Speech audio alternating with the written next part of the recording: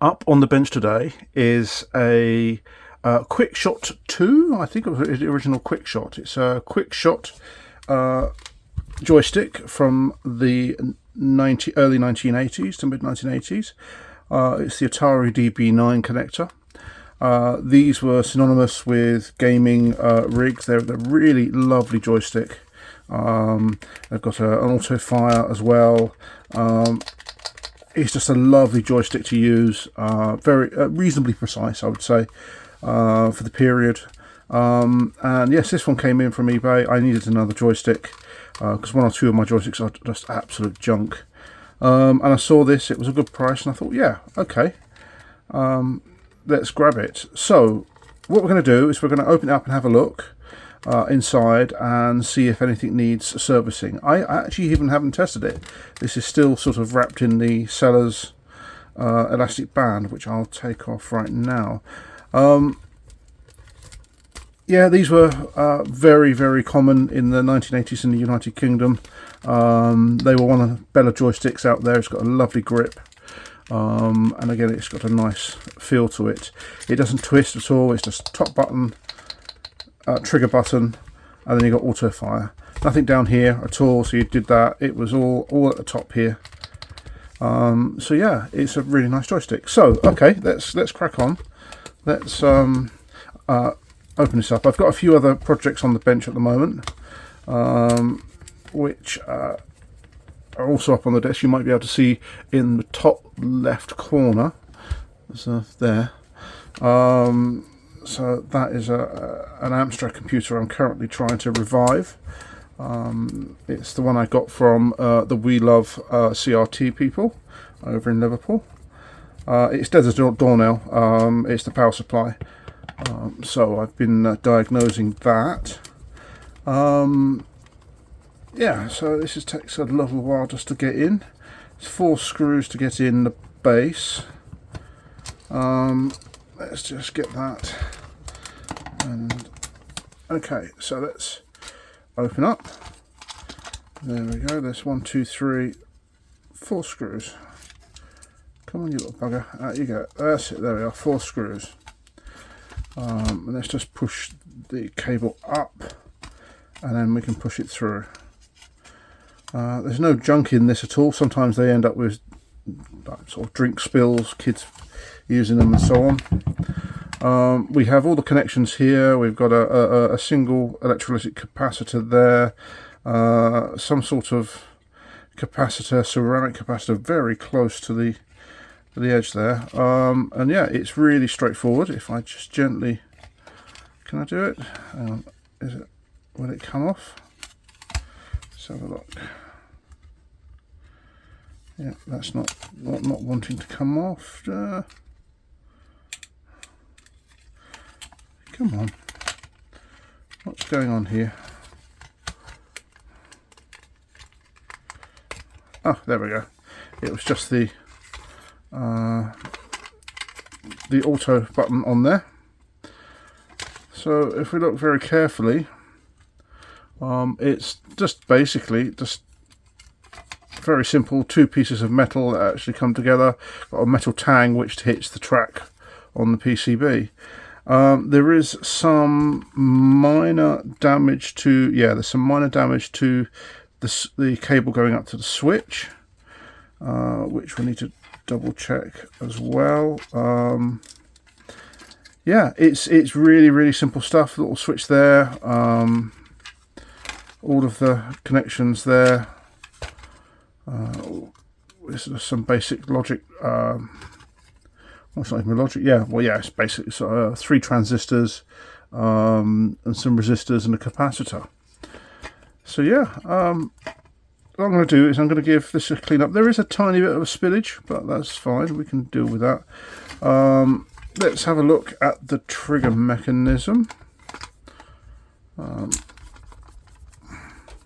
Sometimes with these joysticks you can pull them apart and they're a pain to get back together again. I think I've taken one of these apart before and it wasn't too bad. There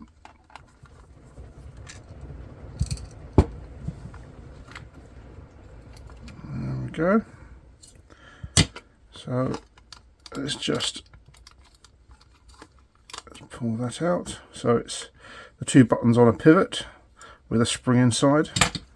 And then you've got, it's basically a little metal disc which goes on to the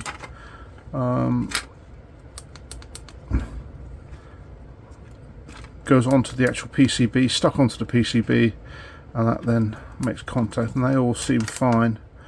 A little worried about the damage to the cable, but that might be okay in the end. As I said, we've got a little bit of damage just down here, which, yeah, I'm sure we can do something about. Okay, so yeah, I'm happy with that. I actually want to keep that together. I might even put this back together again because this looks absolutely fine. There's no real damage to them at all. They do get hammered quite a bit, but that's fine. So just for safety, just put this back together again. Yeah, okay, that pivot goes into that hole there.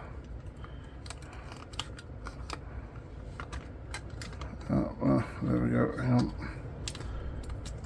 Trying to do about 3 different things at once here. That's that. And then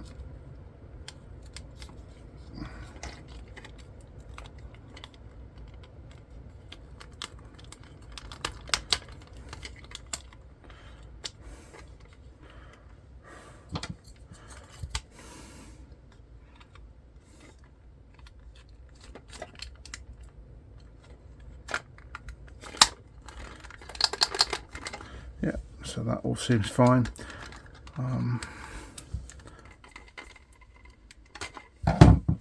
Okay, so let's have a look down here. As I said, we've got a little bit of damage here. I'm just going to clean up those points there with some isopropanol and some Q-tips.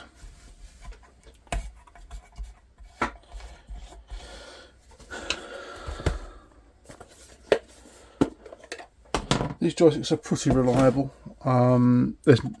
They're far simpler. Ooh, oh, I lost a Q-tip in there. Right, let's do that. They're far more mechanically robust than many of the other joysticks out there. Just make sure everything's all clean.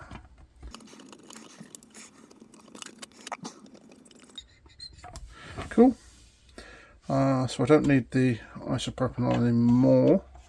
Have I got any switch cleaner? No, I think I've run out. But okay, that's fine. If there is a problem, then I'll have to try and sort something else out. So it's a pretty simple mechanism. So if I put this back in, then we get an idea of the damage to those 2 cables.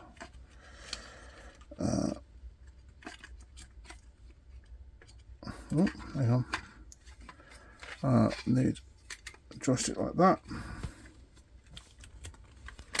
Okay. No. This is the thing. Is sometimes with these joysticks, they're just so.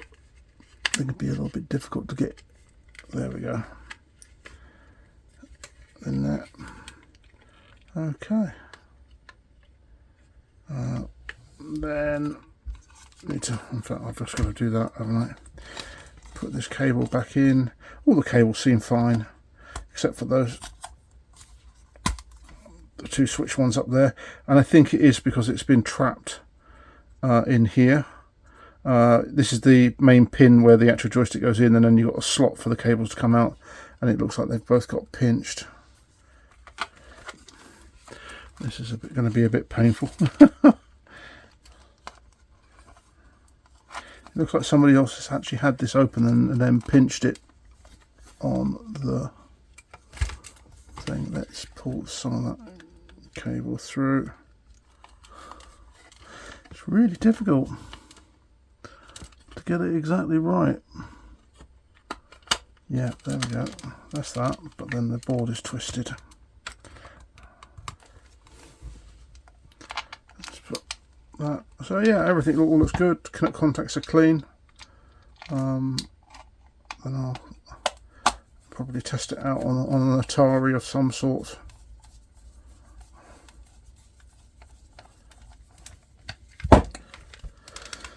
There we go.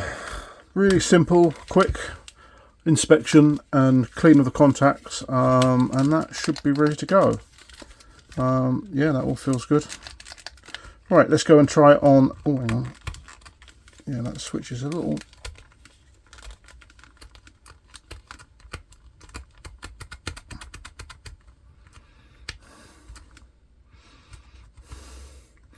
Yeah. So yeah, let's go and try this on one of the vintage computers.